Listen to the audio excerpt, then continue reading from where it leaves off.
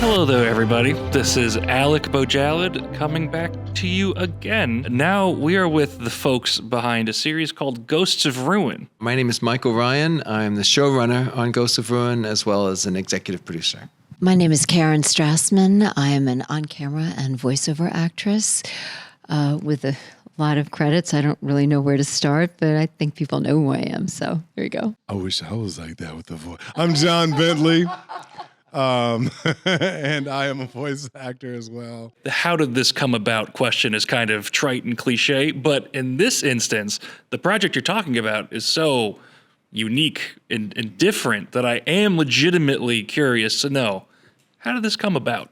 The original idea started with two YouTubers, PJ Achaturo and Ryan Ramsey, and they had this idea because of... Now, Ghosts of Ruin is basically, I'll give you the short synopsis, if you don't mind, and then that'll help maybe fill in some of the blanks backwards. We're a YA adult animated series. We are a bit gritty, a bit dystopian, a lot of action, a lot of character, thanks to these lovely actors.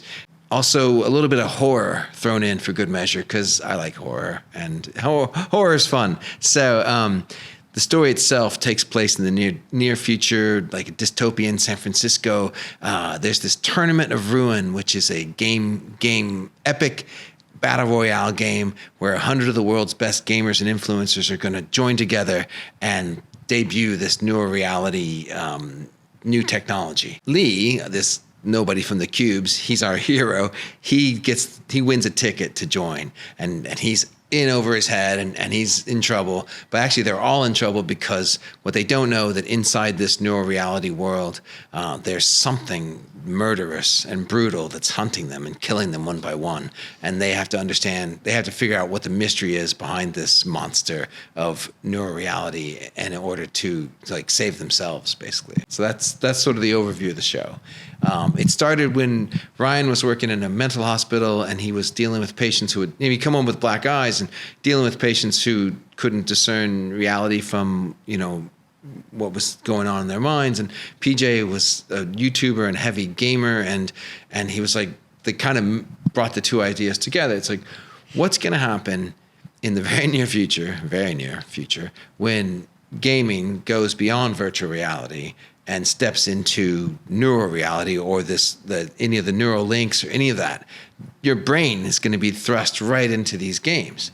And it's not going to be able to tell the difference between what's real and what isn't. I mean, we're only able to tell what's real and what isn't because of our perceptory senses, right? And even that's questionable. First, you could actually ask, what is perception? What's the mind seeing? What are we really experiencing as reality? And so this goes even further.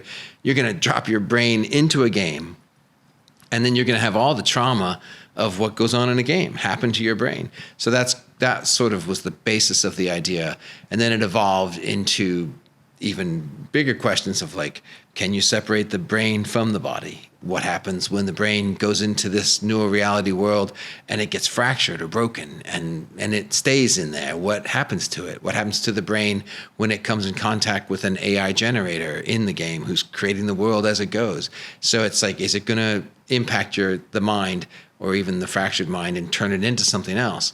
So those are all the sort of the questions we were asking about what if, and that's the genesis of the story. And kind of speaking of making up the world as it goes along, from what I understand, you found some fairly novel ways to get fans involved in the creation of this.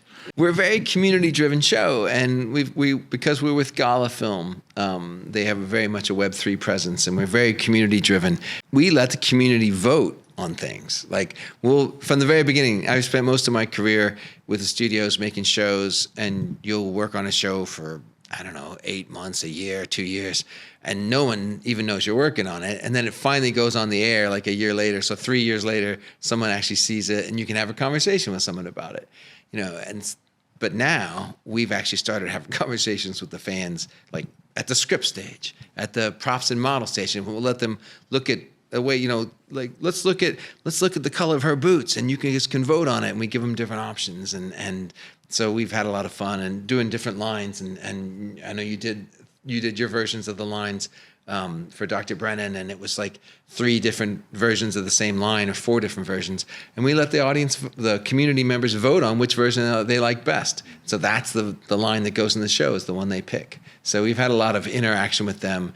And then there's something called Death Drops, which is where we actually take the images of of certain community members and fans and put them into the game, into the show, as dead bodies, and we see them die, or they're actually a corpse of some kind. How do they get their pictures in it? They just send it to us. We ask them for the pictures. And you pick them? Yeah, and we go, let's do that. And then we actually did a round of it, and we said, oh, can you send us pictures where you look like you're dead? And they sent us back I don't know, it was really cute. How does that work for you guys as actors then, working in such a unique production environment and so almost improvisational? It's awesome. I mean, I don't know how else to tell you. It's incredible. Karen and I talk about this all the time. We love what we do because we're fanboys, fangirl. We love to interact with the audience. So now you have a project that you're a part of, which is above and beyond anything that I've ever done. And now you actually get to see what the fan chooses, or see the face of the fan, or some of the fans are even on wanted posters if they put something in the reality that you are in creating this episode, So for me, it's awesome. And one of the people asked us a question today. I don't know if you got this question. They said, hey, have you thought about, next year when people come up and they're doing cosplay of your character? I'm like, I haven't. And don't get me wrong, I've got characters of people doing cosplay, and I'm always humbled by it. But I'm like, I didn't really think about this one because of the nature of the character and how deep he is. And I'm like, wow. What happens if a character or someone comes up and says, hey, when you were doing that scene and you were operating, doing this, and I was on the table. And I'm like, oh, okay, cool. Can we get a selfie? And like, what kind of selfie do you want now? Are we standing up or are you laying on the operating table? Get across the chairs, right? Yeah. So it's a fun, it's beyond interactive for me because I like when fans go, hey, I just did this. I'm like, hey, cool, that's great. I'll sign this picture, but how are you? How are you doing? Is everything cool? So for me, it's like icing on the cake. Involving the audience, because that's what we are storytellers for. We're telling stories for the audience, and that they can participate, and there's always, on any very popular show, there's always a whole discussion on it and everything. It should have been done this way. This line should have been this way. And, this time people get to participate. I think it's the coolest thing. I mean, when I found out that's just the coolest thing. And it's funny now, I'm thinking back, my mind's going, because when we recorded, normally in the studio, we record different versions of a line, but I know there were some lines that we recorded together. We recorded 5 or 6 different versions of a line. I'm wondering, which one